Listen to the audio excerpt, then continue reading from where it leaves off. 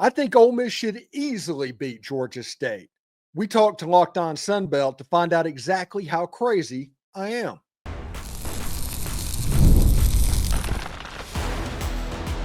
You are Locked On Ole Miss, your daily podcast on the Ole Miss Rebels. Part of the Locked On Podcast Network, your team every day. Welcome to the Locked On Ole Miss podcast, the most watched Ole Miss podcast around. I am Steven Willis, a 10-year veteran member of the national media with Yahoo Sports and a former Ole Miss staff member as well. On today's show, we bring in David Schultz of Locked On Sunbelt to give his prediction and thoughts on the game between Ole Miss and Georgia State, including which Panther is a real dude that demands a double team. And we look at the game Saturday morning between Mississippi State and Southern Miss, the battle for the second place in the state of Mississippi. Does Southern Miss have a chance? We'll explain all of that and more right here on the Locked On Ole Miss podcast. We're free and available in all the podcast apps and on YouTube. Thank you for making Locked On Ole Miss your first listen every day, and a special hello to the everydayers who make the show what it is, and that is the most fun way to follow Ole Miss. Really interesting stuff. This is a big game. This is actually a really pretty good-sized game because of all of the turnover that Ole Miss had in the previous year to this year. I think Ole Miss is returning somewhere in the neighborhood of 4 or 5 starters from one year to the next. Now, the players that came in are really good in the transfer portal. They're going to be good. Ole Miss is going to have a good team. You can see that with Danny Cannell predicting Ole Miss as a playoff team. You see that with Greg McElroy talking about how Ole Miss is a dark horse national championship contender.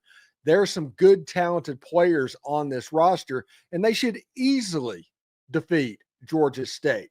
Now, whether or not they will or not is going to be completely on them. The only way that Georgia State can win this game is by Ole Miss helping them, either through turnovers or turnover on downs, short fields in certain ways. That is how Georgia State makes this competitive. But I don't see that happening. I see this being a relatively sleepy style game. And because of that, let's bring in David Schultz from Locked On Sunbelt to talk all about it. Let's go into Thunderdome. Let's go.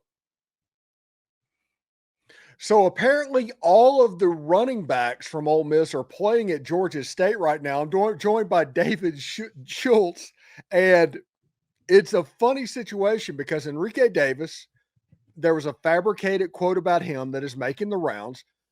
Rashad Amos, a running back that was at Ole Miss last year. Jordan Simmons, who I think spent the spring at Ole Miss, all being coached by Enrique Davis.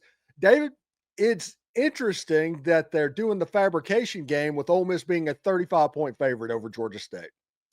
Yeah, who knows what's going on with all of that, right? I mean, this whole Georgia State thing, it really is a fascinating the coach thing, right? Because Dell McGee, he got the job. I don't know if you know all of this, Steven, but he got the job after spring practice started last year. Sean Elliott, he decided he had enough of the head coaching stuff here in G5. His family never moved to Atlanta. He was going back and forth. He was commuting. Like, he'd watch a high school football game on Friday night and come back for the Georgia State game on Saturday. And so he just went to coach tight ends in South Carolina, still making high six figures and just coaching tight ends and recruiting. And so Dell McGee got this job last year after spring practice started. And so he had to start from scratch. All the coaches were taken. And so his head was spinning. Other than recruiting his own son, he really, who knows what was going on there. They came up with a huge win, although at the time we didn't think it was, right? They beat Vanderbilt. In a ball game, they were actually leading Vanderbilt for most of the ball game. Nobody thought it was that big of a deal at the time because it was Vanderbilt, and Vanderbilt had yet to beat Alabama at the time. And then they had a bunch of one-score losses until they beat Texas State, I believe, in San Marcos last year. So that was surprising. We'll see what's going on this year. They're bringing Christian Bayer back. You would think it looks like it's a Cajun name. It looks like it's French, Canadian, but it's not. It's more pronounced American, although it's spelled like a Cajun name, but it's pronounced Bayer. And they're going back with him. We'll see what they can do. They were competitive last year. We'll see if they're very competitive this year. It's tough, to go up against an Ole Miss. They're obviously breaking in a new quarterback for the first time in a minute. And so we're interested to see about that. But it's going to be tough to, to see how good Georgia State is going up against, a team that is, I don't know if they're playoff bound, but kind of, they're fringe top playoff. 20-ish. Yeah, top 20-ish this season. Yeah, it should be interesting. And you mentioned Dell McGee. What type of team does Georgia State normally do? Are they a passing team? Are they a running team? What are the kind of the systems looking like at Georgia State? Well, that's the thing. We don't know. It's they brought in Hugh Jackson last year as an analyst. He's now the offensive coordinator. When they did win last year, Christian Veilleux led the team in all of their 3 wins last season. So I think just like all of the Sunbelt teams, generally speaking, unlike a Clay Helton team for the most part, they're going to run the ball and play defense and pass it when they have to. I think that's the way they want to do it. I think even outside of, I guess, Ole Miss may be the exception to those rules, and maybe LSU this year, they want to throw it around. But the more successful teams are gonna pound that ball, control the clock, and play defense. A couple of years ago, Troy actually won the conference by flipping the field and playing defense. You just couldn't move the ball against them, and they knew if they scored 17 points, they were going to beat you. Georgia State's going to try and play a balanced offense and maybe hit a couple big plays. Ted Hurst he's the real deal, and it was a big deal that he came back. He's an over-the-top wide receiver. That's the one guy that, Ole Miss has to pay attention to because he's legit. And, we'll see if Christian Veilleux can hit him over the top a couple of times. He will demand a double team because he's that good. And it was a big deal that he did come back for his senior year. Yeah, I describe this as an athlete game for Ole Miss. This is a game where you want your athletes in space with Georgia State athletes as much as humanly possible. Whenever I went over the keys the other day, you mentioned the wide receiver being a big deal, but Kewan Lacey, Deshaun Stribling, the wide receivers that Ole Miss have, they have a top 5 unit nationally. Can Georgia State match up? I mean, probably not. I'm gonna guess not. See, that's interesting. You call it an athlete game. If I was Ole Miss, I would call this a fourth quarter game. I want to see I don't want to see any of my starters playing in that fourth quarter. In fact, if I was Ole Miss, I would want to see my starters play. I always like my starters to come out of the locker room and get that one possession after I make the adjustments and see if they make the adjustments. Plus, I want to see them how they respond coming out of halftime. I don't care what the score is. We need to come out ready after halftime and get that one possession in. That's what I would see. And I want to see if Georgia State can compete, early on, right? Because let's be honest, Ole Miss is going to overlook them, right? It's tough to want to overlook an opponent first game because everybody is so anxious to play. But let's see if Georgia State can hang with them.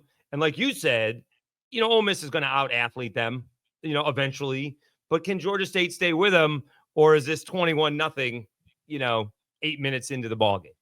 I want to see if Georgia State can stay with them for a little bit, and then maybe there is an attrition in the second half to where, we are seeing starters in the fourth quarter, and then it gets to be ugly later on.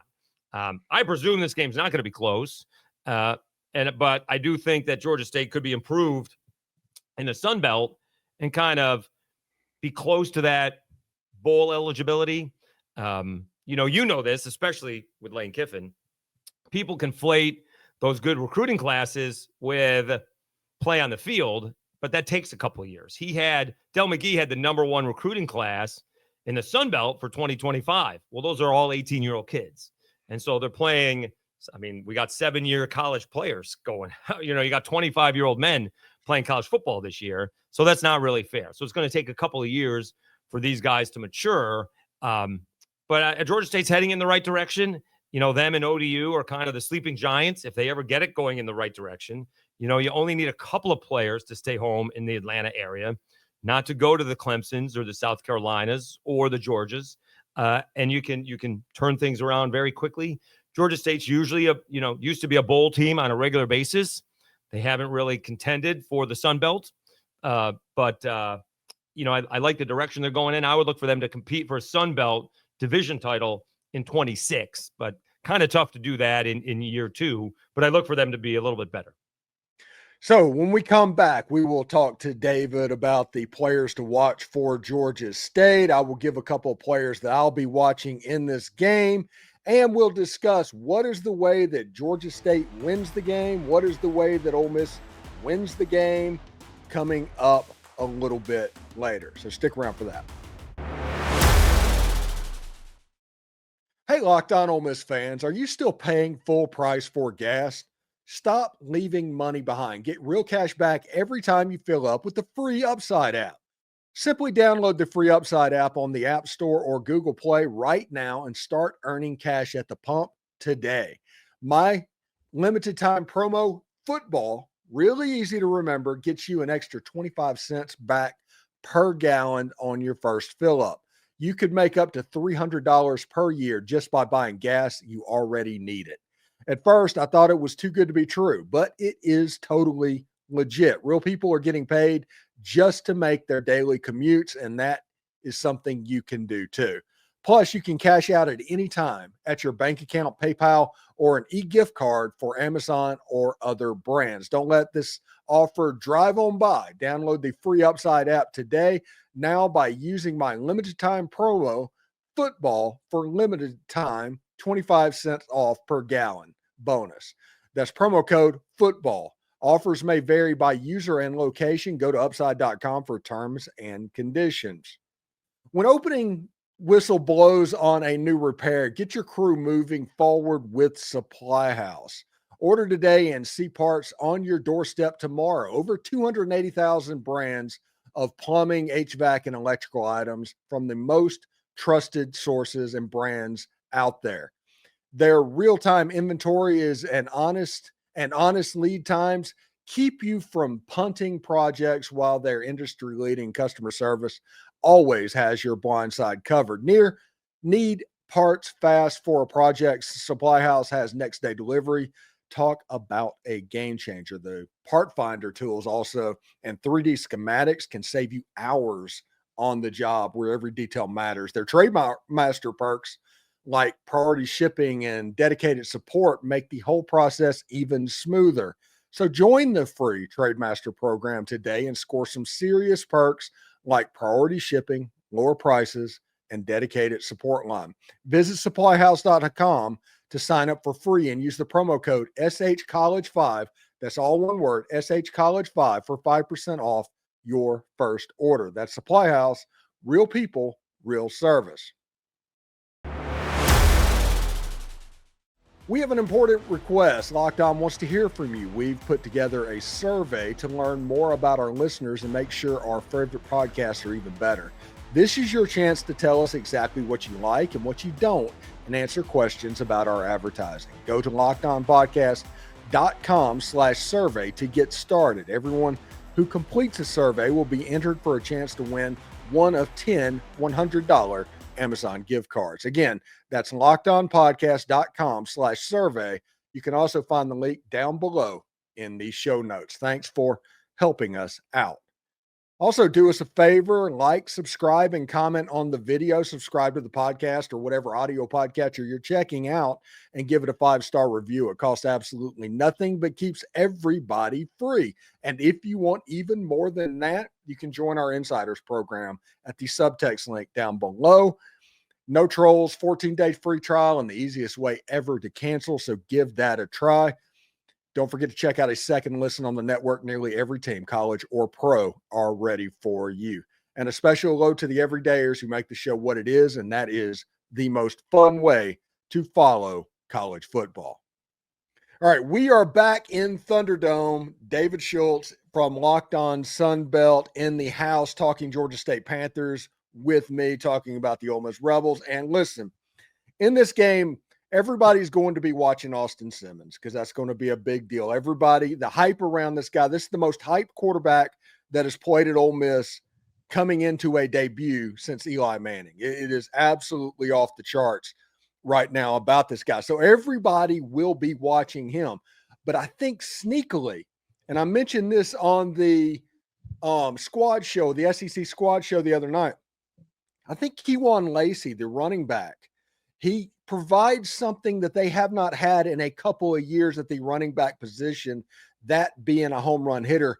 That is absolutely massive. And I want to see what the connection is between Austin Simmons and Caden Lee. If those two get together, it's ball game. Didn't Shea Patterson go to Ole Miss?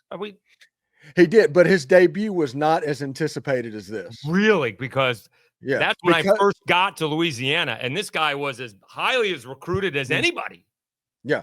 Coming out of high school, as far as a signing goes, yes, he was highly anticipated. Okay. But as a starter debut, after Austin Simmons against Georgia last year, let him down for the touchdown for the ending up beating of Georgia, everybody just really inflated on this quarterback. And he's really, really good. I mean, he has all the tools that you would ever want. He's a 4.5 guy. He's a left-hander. Has one of the strongest arms I've ever seen, and he's 6'5" tall. So we'll see what it looks like whenever he's on the field, but he has all the tools available. All right. So we'll see about that. Again, the guys we're looking for, you got to put pressure on Christian Veer, to slow him down. And Ted Hurst is the guy. And like you said, the Ole Miss running backs are now playing for Georgia State, and you're going to want to smother those guys up. Georgia State's going to try and play a balanced offense. I'm much more of I want to use the pass to open up the run. Everybody else is the other way. Although I think Lane Kiffin is kind of more use the pass to open up the run. Although I think he would tell you different recently. He kind of poo-poos that recently. Georgia State's going to try and be as balanced as possible, but that's going to be more difficult, if they fall behind. And at the same time, if you start falling behind, they just may stick to the game plan. And, when you're playing a team like Ole Miss, it's a good opportunity to see who can compete, who stays with it, who quits, what can we do? Where do we need to improve? A lot of times, you can find out what you're good at and what you're bad at. I'm a big throw to the tight end guy. That opens up the field. And so, we'll find out very quickly what Georgia State is good at and, where they need to improve. At the same time, sometimes it's such a mismatch. You can't see that. A couple of years ago, Arkansas State goes into Oklahoma and loses 73-0. I don't know if you're gleaming anything from that outside of trying to survive. Yeah, just throwing the film away. Yeah. And the RPO that Ole Miss is so reliant on, all the RPO is the modern day college football triple option. And if you do not stop the fullback in the triple option, as we all know, you're done for. You're not going to stop anything. In the RPO, the first letter in RPO is run. That is why Lane Kiffin, in my opinion, is pushing back. Right. Is Austin Simmons, is he going to do a lot of that running? Because did Jackson Dart do a lot of that on his own? No, some of it was called, some of it was unscripted. But Jackson was a quarterback that loved contact. It was a weirdness that he was almost attracted to contact. Yeah, but that was more him running after guys were not open, right? But it was zone reads and things like that. Oh, okay. Yeah. He was a 4'6", 4'7" guy. He actually tried to not slide for the New York Giants and got popped pretty good. And everybody's like, get down. Yeah. But Austin can run the ball. He's a 4'5" guy. He's somebody that can be pretty special run the football, but it's going to look different because he's such a good passer of the ball. They want him to hang around in the pocket and actually throw it instead of giving up on the play and trying to scramble out of the pocket. Does that matter which handed he is? Does he run because he's left-handed? Does he run to the right or does he run to the left?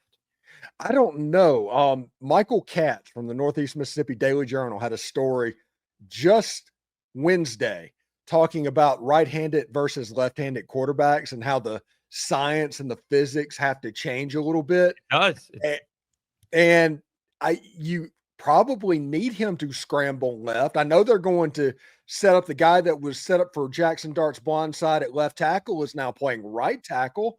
So I'm sure some things are actually going to change. There's a whole lot of stuff in this game that will be interested on that. It's going to be everything but the scoreboard, in my opinion, in this game. I think Ole Miss is going to win the game fairly easily, but there's many little questions that you just want answers before Ole Miss goes on the road to Kentucky and plays at home at Arkansas. That's their next 2 games. Well, SEC almost right off the bat. Yeah, so the ball tails differently, right? When it's a left-hander, which way does it tail? And, there's if it's a slant, it may not matter all that much. But if it's a deep throw, the wide receiver may have, a second or two to make that adjustment between a right-handed and a left-handed quarterback. And that takes a little bit of time to adjust. So, yeah, I'm always wondering about left-handed quarterbacks. There's a reason they're few and far between in the NFL. Yeah, it really is. And I think in the summer this year, Lane Kiffin had all the receivers. The goal was 30,000 catches off the jugs machine in July. There you go. To basically compensate and everything that was going to happen. They wanted to overly catch the football in the offseason this year. So there is something to that. Now, in my opinion, the only way that Ole Miss loses this game is if they allow for Georgia State to get confident and make mistakes, to turn the ball over, going forward on 4th down, stuff like that. That is going to be that's the only way that I can see that Georgia State can win this game. I don't see a scenario that Georgia State walks into Vaught Hemingway Stadium and kind of overpowers Miss. Yeah, even as a Sunbelt guy, I don't either. Again, I'm looking for, if they can keep this competitive through the first, half would be huge, but first quarter, that would be tremendous. Yes, if it's the only thing that I would be nervous about, that I would be anxious about, although they are getting a night game, right? Lane has complained about that. This is a 7:45 game. I'm sure he would prefer it to be an SEC game, is if they sleepwalk through the beginning of the ball game because they've been waiting all day to get it. I guess it's 6:45. I'm looking at Eastern time. So 6:45 Central time game. If they sleepwalk through the beginning of the game and turn it over. That would be the only way I could see multiple turnovers, right? This is not going to be, if it's 1 or 2 turnovers, that's not going to be enough. Even if Georgia State gets a little bit of confidence, I would be shocked if Ole Miss, puts up less than, 40 points, right? Isn't the line like 38.5? So yeah, I think it's down to 35 now. Yeah, again, that is a lot of points. What's that? That is a lot of points. It is a lot of points, but there's no reason why this 35 is 45-10. That's not outrageous. And again, I would presume, we're not going to see the starters in the fourth quarter. If you're either team, for that fact of the matter, right? Georgia State wants to see what they have on their bench as well, although they'll be traveling and not have as many guys available as Ole Miss will be. But I'm looking for Georgia State to see if they can compete early on. They're going to be the ones who are more excited, right? Ole Miss is going to be looking towards SEC play, and they're going to be looking ahead as if the coaches haven't already tried to, I don't know how you break down tape of teams we haven't seen quite yet because everybody is new, especially those 2 teams, right? Zach Calzada is the quarterback for Kentucky. Is he 28? Mike, what's going on here? Zach Calzada? Yeah. How many schools has he played for? My God. Yeah, 2-time SEC washout, Zach Calzada. So they're going to be, obviously, that would be, for me, that's the main focus of Lane Kiffin, is to focus on this ball game because they have SEC foes coming up. So that would be my concern if I was Lane Kiffin, to be focused on a game where I am, 5 touchdown favorite. Whereas I want to see State has a couple of Georgia State to see if they can compete early on. Yeah. It would be really interesting to see exactly what can happen. I think Georgia State plays at the old Turner Field in Atlanta now. They do. Yeah. Yeah. They've kind of repurposed that into a football stadium since the Braves moved out. It actually looks interesting. It does. It's a tough draw, right? Georgia Tech's in town. They got to compete with Georgia. It's a tough draw. They're trying to build something there. It's obviously, flat out too big of a stadium for a Sunbelt team. And so, it's a tough spot for them. They got to somehow start to win. And, if you can start to win and, you start to close the upper box, although between you and me, Steven, when I was growing up in Syracuse, New York, I loved sitting up in the end zone. That's I didn't know what the All-22 was back when I was, 14 years old watching Syracuse upset number 1 Nebraska, but you can see the entire field when you're sitting up in the end zone. So I don't mind seeing that. But if they can start to draw, you're sitting in Atlanta, so there's no reason why you can't draw, 20, 25,000 if you can win on a somewhat regular basis. And I think it's going to be another year or so, but I think Dell McGee may be able to do that, but not until 26. All right. When we come back, we will talk to David from Locked On Sunbelt about the final score prediction. We'll talk about that. And since I have Locked On Sunbelt in the house, we are going to talk about Southern Mississippi and Mississippi State a little bit as well. So stick around. College football is back, and I could not be more excited. The tailgating, the rivalries, the energy in the stands. There's just nothing like it. But let's be real. Actually getting tickets can feel like more of a battle than the game itself. Endless queues, hidden fees, and prices jumping at checkout. That is why I use Game Time, the app that gives the advantage back to the fans. It's the easiest way to score last-minute tickets at the best prices with no surprise fees. What you see is what you pay. I pulled up to Game Time, and in just a couple of taps, I saw amazing deals. I'm talking about how you can get into the Ole Miss game versus Georgia State Saturday for as low as $21 on Game Time. How about that?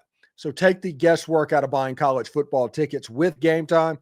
Download the Game Time app, create an account, and use code LOCKEDONCollege, all one word, for $20 off your first purchase. Terms apply. Again, that promo code is LOCKEDONCOLLEGE for $20 off. Swipe, tap, ticket. Go. Download Game Time today.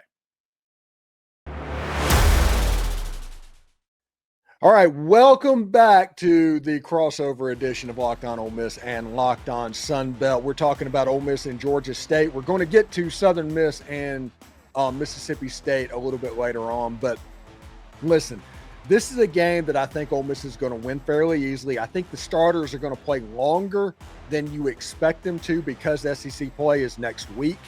And there have been injuries at tight end on the offensive line that came back recently. So continuity kind of plays into this. So they're going to play a little bit on the field. Kind of bad luck for the Panthers. Listen, in this game, I think Ole Miss is going to roll. It's not going to be a 70-point game like Ole Miss did against Furman a year ago. I'm thinking 48-14. And they're just going to close it down and get ready for the Kentucky Wildcats because there's a little bit of revenge on the minds of people in that game. Well, if you're telling me they're playing longer, so you're telling me you think they're going to play into the fourth quarter? Yeah, probably. All right. Well, then, yeah. So I if they can score, if Georgia State can put up 17 points, I'd be impressed. So I'm going to go 52-17. Again, I'm looking for Georgia State to keep it close to begin with. I think they're going to be the more excited ones, although it is a night game in the Grove. Ole Miss is going to be waiting all day long. I'm sure the fans will be all nicely lathered up. And we'll see if, Georgia State can come out and, get a drive down there. I'm sure, usually first possessions are always, at least defensively, kind of vanilla because you don't have a real idea of what they're going to do, but then you make the adjustments. We sort of saw that last week with Kansas and Fresno State. Fresno State had a nice first drive and then did nothing the rest of the ball game. So, we'll see. Again, I'm looking for Georgia State to compete early on. And then, it's just a different kind of level of play with Ole Miss, kind of, playoff-ish type of team this year. And Georgia State's still, I think, on an upward trajectory. And we'll see if they can get to the close to 6 wins and maybe 5 wins this year. They got a tough schedule, including Ole Miss.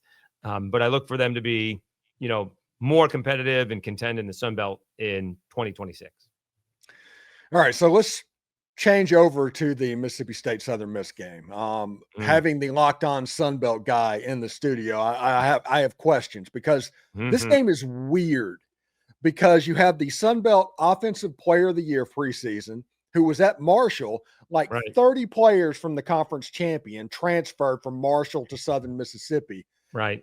Listen, Mississippi State has better players because they are Power 5, but Southern Miss has a nice nucleus of players that know how to win, and they have done it before. But I worry that this reminds me of like when Ed Orgeron left Ole Miss, and there was a little bit of a wait before it clicked in. where they're going to struggle in September, but in October and November, they're going to be really good? Well, it could. All right. So not only do they have the preseason offensive player in the year, Braylon Braxton, but he won the Sunbelt championship last year for Marshall. He was the quarterback that came on about midway during the year and led them to a championship with Charles Huff, who came over from Marshall. Believe you me, my numbers went through the roof when that happened. All right. Thank you, Charles Huff. They brought over Josh Moten, cornerback, also there. All right. So a lot of the guys who did transfer in, they were on the two deep. A lot of the championship guys, they either transferred or graduated or moved on. All right. So a lot of the guys who played outside of the two that I mentioned have moved on. But nonetheless, the guys who did transfer, if they did stay, they probably would have played. So these were the guys coming up. This is a big ball game. If this was Southern Miss at Mississippi State, I wouldn't even think twice about it. This is an 11 a.m. Central Time game. It is at the Rock. It is in Hattiesburg. Steven, it is huge. Make no mistake about it. This is the biggest ball game in the history of college football that has two teams that combined for a grand total of 3 wins the previous year. All right. Southern Miss had 1. Mississippi State had 2. And I believe one of those wins for Jeff Lebby was against a FCS squad. All right. You talk about must wins. This is a must win for Jeff Lebby. All right. Do I think he's going to get fired if they lose? No. But he's already kind of, the seat's always warm when you're the head coach of Mississippi State. It's going to get real hot before Labor Day if he loses this. Now, because, like you said, it may take a little bit, and I may have played it up with some of the players who were not there, like Michael Green, who was, the defensive, actually, he was the Sunbelt Player of the Year, led the nation in sacks. He is not there for Southern Miss. Jaden Yates is at Ole Miss. Yeah. Don't be surprised if Southern Miss pulls off this upset. All right. They are the line has gone from everywhere. I think it opened up at 14. It got down to 11.5. It's 12.5. Again, you want to see somebody on the hot seat before Labor Day. Watch this. And I can contend, Steven, there's a reason why Kane Womack is the co-defensive coordinator at Alabama, because coming off on a 10-win season, he did not get a sniff, and he is Mississippi through and through. He did not get a sniff at that Mississippi State job, and Jeff Lebby got it because he was coming from a Power 4 coordinator position, didn't have an ounce of head coaching experience, whereas Kane Womack had a little bit of success of head coaching experience, but he decided, I can't get a head coaching job at the Power 4 level from the G5 level, so I got to go back to the G5 level and be a coordinator. So there's a whole thing with that, but I do think Southern Miss has got to, compared to the game we've been talking about, I think Southern Miss has a legit shot at pulling off what obviously is a 2-touchdown underdog at home. They have a legit shot at winning this football game.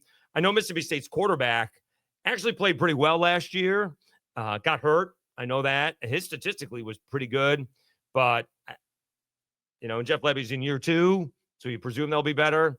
Don't be surprised if Southern Miss pulls this one off. All right. What do you got going on at Locked On Sunbelt, and what do people need to do, and what do they need to look for this weekend? How are you handling that? Well, we're going to do a preview for Thursday's episode. We got some early ball games. App State is playing Charlotte for Friday, so we'll preview that one. ULM is kicking things off with a Thursday ball game, but we got some huge ball games coming up. Like you said, we've been talking about Ole Miss and Georgia State. Georgia Southern is going out to Fresno State. That's a great opportunity. And then Clay Helton is going back to Southern Cal. So that's a great opportunity too. Georgia Southern is actually spending like 10 days out west because no reason to come home, I guess, outside of school. But they're going to Fresno State, and then they're going to train at the Cowboys facility and stay out there before they play Southern Cal. Cajuns are opening up a new stadium. We'll find out who the JMU quarterback is. There's a lot to talk about. Texas State just named Brad Jackson. I think the redshirt sophomore is their quarterback. It should be a pretty good season for the Sunbelt. And, there are some teams. The Cajuns got a couple of votes. JMU got a vote or two.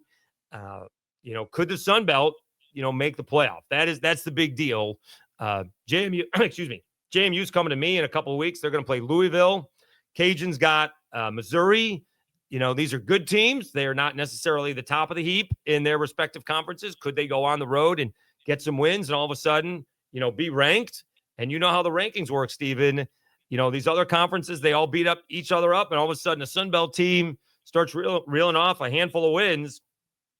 And, a 24th ranked Louisiana Raging Cajuns is all of a sudden 8-0, and all of a sudden they're 13th in the nation because everybody else is beating everybody else up. So really looking forward to it. It should be great. We just surpassed, I know I'm not Ole Miss, but we just surpassed the 2,500 subscribers mark. So we had a great summer. La Tech is in, Texas State is out. Coastal Carolina played LSU for the national championship. So that helped out. As you know, LSU fans find you wherever you are. So they found me, and we had some fun with that. So we had a great off season and really looking forward to this. You can find me on Twitter, SchultzyCast, and of course on YouTube, Locked On Sunbelt. All right. David Schultz, Locked On Sunbelt. Thank you very much for joining us, and we'll talk to you later, buddy. Hey, Steven, always thrilled to be on with you, and so thrilled that you are healthy and up and going. You guys, you do a fantastic job.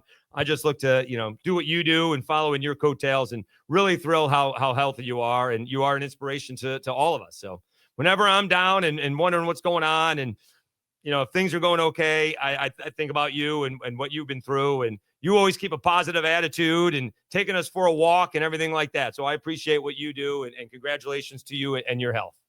All right, man. I appreciate it so much. Thank you very much for the kind words. And hopefully we'll have some good Sunbelt games this weekend, but not in Oxford, Mississippi. See if they can keep it close early. Yes. Take care, man. Thank you, sir. Thank you for making Locked On Ole Miss your go-to source for Ole Miss sports. We pride ourselves on offering the most comprehensive perspectives, which is why we're the front door of Ole Miss. Don't forget to subscribe, like, and comment on the show. It helps it out, and it is totally free. Your support means the world to us. Listen, this is another big moment for Locked On. College football fans, Locked On and Fire TV present College Football Kickoff today. Your ultimate college football weekly preview. Drake Toll from Locked On Big 12 leads the conversation alongside two-time AP Coach of the Year Gary Patterson and former college star Jesse Holley and Locked On's local experts. Hey, that's me. A college football preview that only Locked On can do. Catch College Football Kickoff every Thursday throughout the season, only on Fire TV. Hotty-toddy, everybody, and remember, analytics is just the old English word that means bad football. We'll see you tomorrow.